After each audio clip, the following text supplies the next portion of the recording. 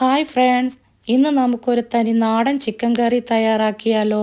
ഇതിനു വേണ്ടി ഞാനിവിടെ എടുത്തിരിക്കുന്നത് വെളുത്തുള്ളി, ഇഞ്ചി, പച്ചമുളക്, വറ്റൽമുളക്, കറിവേപ്പില, സവാള, തക്കാളി. എന്നാൽ നമുക്കിനി ഉണ്ടാക്കിയാലോ.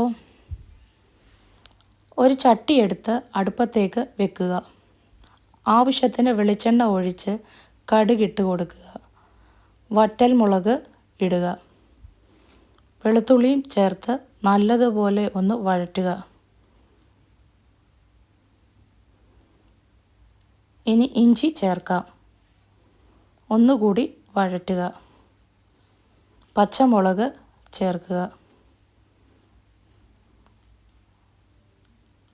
അല്പം കറിവേപ്പില കൂടി ചേർത്ത് നല്ലതുപോലെ ഒന്ന് വഴറ്റുക. ഒരു ബ്രൗൺ കളർ ആകുമ്പോൾ അരിഞ്ഞു വെച്ചിരിക്കുന്ന സവാള ചേർക്കാം. എന്നിട്ട് ഒരല്പം ഉപ്പും കൂടി ചേർത്ത് നല്ലതുപോലെ ഒന്ന് ഇളക്കി കൊടുക്കുക. ഇതിലേക്ക് തക്കാളി കൂടി ചേർത്ത് നല്ലതുപോലെ വഴറ്റി എടുക്കുക.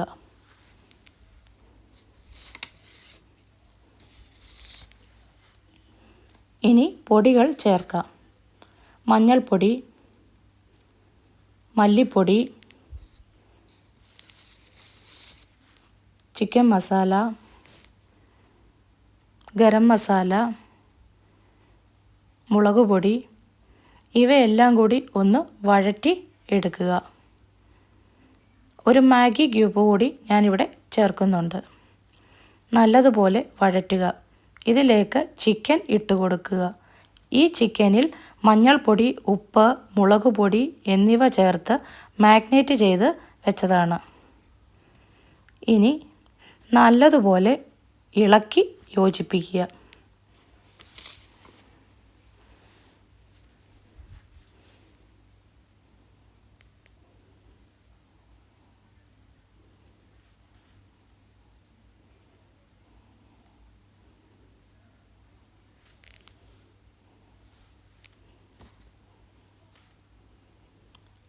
അല്പം ഉപ്പ് കൂടി ചേർക്കുക. ആവശ്യം ഉണ്ടെങ്കിൽ മാത്രം ചേർത്താൽ മതി. ഒരടപ്പ് വെച്ച് 10 മിനിറ്റ് വേവിക്കുക. അതിനുശേഷം ഒന്ന് നല്ലതുപോലെ ഒന്ന് ഇളക്കി കൊടുക്കുക. പിന്നീട് ആവശ്യത്തിനുള്ള വെള്ളവും ചേർത്ത് നല്ലതുപോലെ ഒന്ന് ഇളക്കി യോജിപ്പിക്കുക. അടപ്പ് വെച്ച് ചിക്കൻ ഒന്ന് വേവിക്കുക. ഇടയ്ക്ക് ഒന്ന് തുറന്ന് ഇളക്കി കൊടുക്കുക.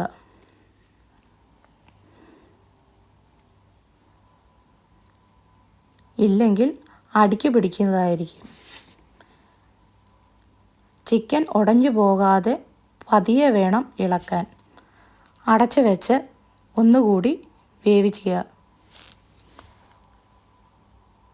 ഇടയ്ക്കിടയ്ക്ക് ഒന്ന് തുറന്ന് ഇതേപോലെ ഒന്ന് ഇളക്കി കൊടുക്കുക.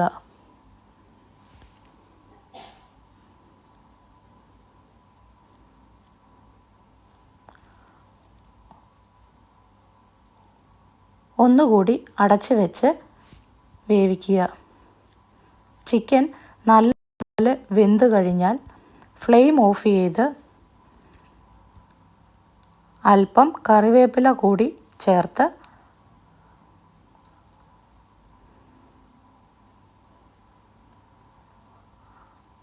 അടച്ചു വയ്ക്കുക. നമ്മുടെ ചിക്കൻ കറി ഇവിടെ റെഡിയായി. ഇത് 10 മിനിറ്റ് കഴിഞ്ഞ് കഴിക്കാവുന്നതാണ്. ബൈ.